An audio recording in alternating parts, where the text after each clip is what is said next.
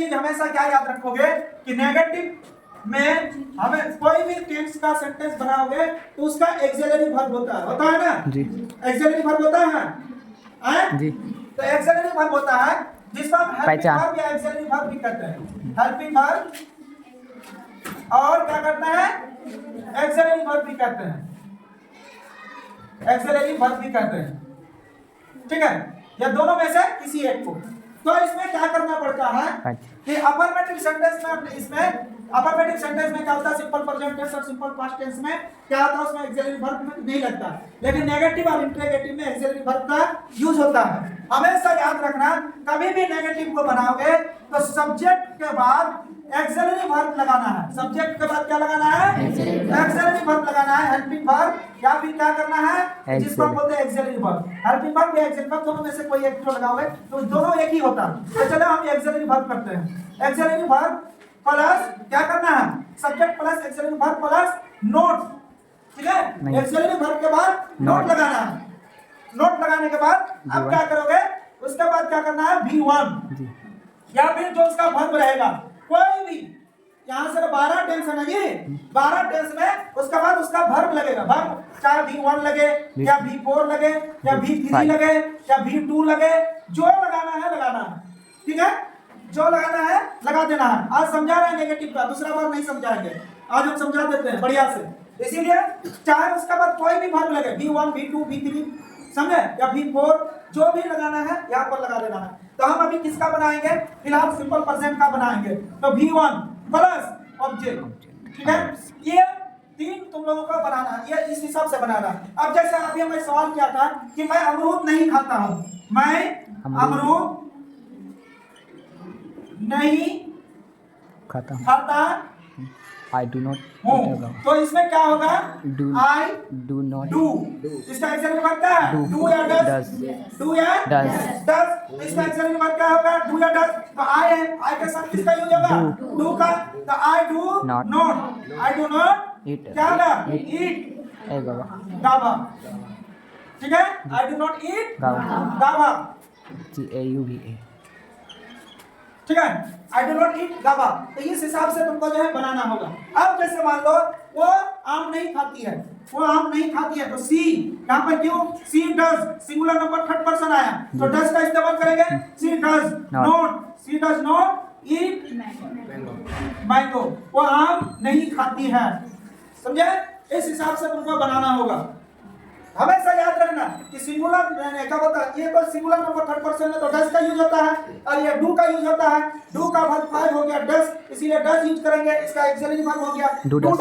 तो does she does not ईट यानी axillary verb के बाद नॉट का यूज करेंगे समझ में आई बात अब मान लो दूसरा सेंटेंस में पास्ट में चले जाओ सिंपल पास्ट में अगर जाओगे तो उसमें एक्सिलरी वर्ब के बाद भी डू डज लगेगा जैसे मैं आम नहीं खाया मैं आम नहीं खाया था भी लगा देते चलो यहाँ आ गया तो हो गया लेकिन था भी लगा दी समझ में नहीं आएगा तुम लोगों को जल्दी तो अब यहाँ पर क्या हो गया I did not eat mango समझे eat mango I did not eat mango आगे समझ में ये सिंपल पास्ट का हो गया तुम लोगों का सबसे पहले बोला देगा समझना पहचान यहाँ पर क्या आया या था या आया नहीं खाया तो या आ गया तो ये समझ लो सिंपल पास्ट का हो गया अब इसी जगह पर फ्यूचर का अगर लोगे फ्यूचर का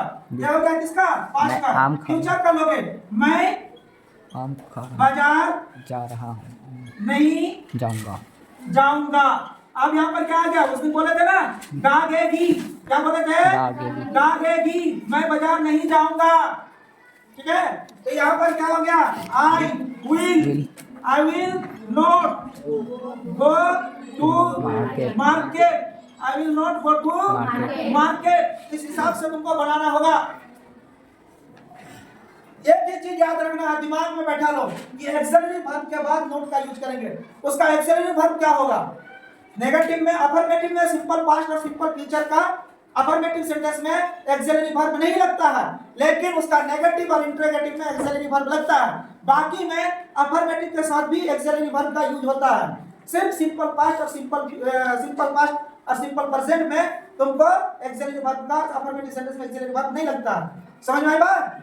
हाँ, बाकी के साथ क्या लगता है? बाकी के साथ लगेगा, उसका नेगेटिव इंटरोगेटिव में ये लगेगा, ये क्या axillary verb plus note plus V1 लगे या V4 लगे या V5 लगे, जो लगे, जितना भी टेंस है सभी टेंस को बनाने के लिए इसी को हमको अपनाना पड़ेगा। ठीक है? Do not, did not, will not, या फिर अब जैसे किसका बनाओगे, क्या आ जाएगा तुम्हारा इंटरोगेटिव का भी वही हाल है।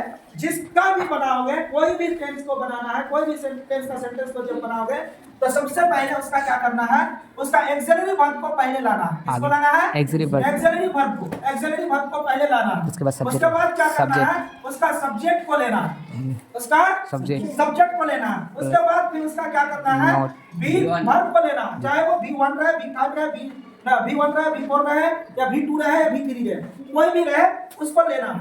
ठीक है? उसके बाद बाकी फिर उसके बाद ऑब्जेक्ट किसका बोलता है? अदर वर्ड्स ऑब्जेक्ट कहते हैं। ठीक है? अब यहाँ पर क्या करना है, तुमको subject plus verb plus object या एक्सिलरी वर्ब। अब हम मान लेते हैं तुम्हारा क्या करते हैं, सिंपल का ही बना लेते हैं, सिंपल प्रेजेंट का। तो अब जैसे क्या मैं आम खाता हूँ, क्या मैं आम खाता हूँ, तो इसका एक्सिलरी वर्ब क्या हो जाएगा? डू या डस। डू या डस है, तो हम पहले मैं लगाया है, तो मैं में क्या होगा? डू का यूज होगा। Do I eat mango, mango, क्या मैं आम खाता हूँ। ठीक है? Do I eat mango. अब अगर मान लो क्या वो नाश्ता है, क्या वो नाश्ता है, डस ही डांसेस कैसे होगा? डांस होगा, V1 लगेगा, V5 कहाँ लगेगा? तुम तो V5 के बदले में यहाँ लगा दिया ना, डस। अफर्मेटिव में V5 का यूज होता है, इसमें नहीं होगा। इसमें नहीं होगा। V5 का यूज सिर्फ अफर्मेटिव में होगा, इसमें नहीं होता है। सिर्फ और सिर्फ तुम्हारा जब डू डस लग जाए तो V5 का यूज नहीं होगा। समझ गए? हाँ, नेगेटिव और इंटरोगेटिव में V5 का यूज नहीं होता है, सिंपल प्रेजेंट टेंस का। सिर्फ अफर्मेटिव में तुम्हारा होता है उसका यूज, V5 का यूज। तो कोई भी टेंस बनाओगे तो इसी प्रकार से बनाना है, इंटरोगेटिव का और नेगेटिव का सब्जेक्ट पर के बाद एक्सिलरी वर्ब लगेगा, उसके बाद नोट, और इसके बाद क्या होगा?